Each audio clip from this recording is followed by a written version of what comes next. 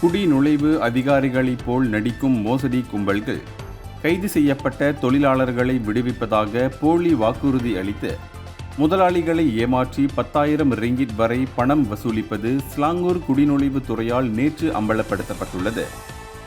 மாநில குடிநுழைவு இலாகா இயக்குனர் கைருல் அமீனுஸ் கமாருடின் இந்த இடைத்தரகர்கள் அமலாக்க நடவடிக்கைகளை மூலதனமாக்கி அதிகாரப்பூர்வ பெயர்கள் மற்றும் புகைப்படங்களை பயன்படுத்தி முதலாளிகளை தொலைபேசி வாயிலாக அழைத்து டச் அண்ட் கோ மூலமாகவும் அல்லது ரொக்கமாகவும் பணம் கேட்டுள்ளனர் என்று விளக்கினார்.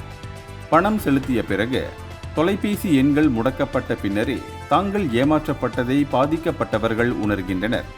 இதுவரை கடந்த மாதம் முதல் சுமார் 57,000 ரிங்கிட் இழப்புகள் பதிவாகியுள்ளன.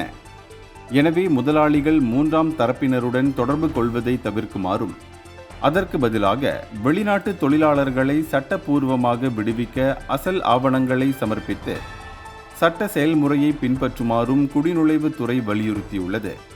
மோசடிகளை எதிர்த்து போராட அமலாக்க நிறுவனங்கள் முயற்சிகளை அதிகரித்து வருவதால் விழிப்புடனும் அதிகாரிகளுடன் நேரடி தொடர்பிலும் இருக்க வேண்டியதன் அவசியத்தை இது எடுத்துக்காட்டுகிறது.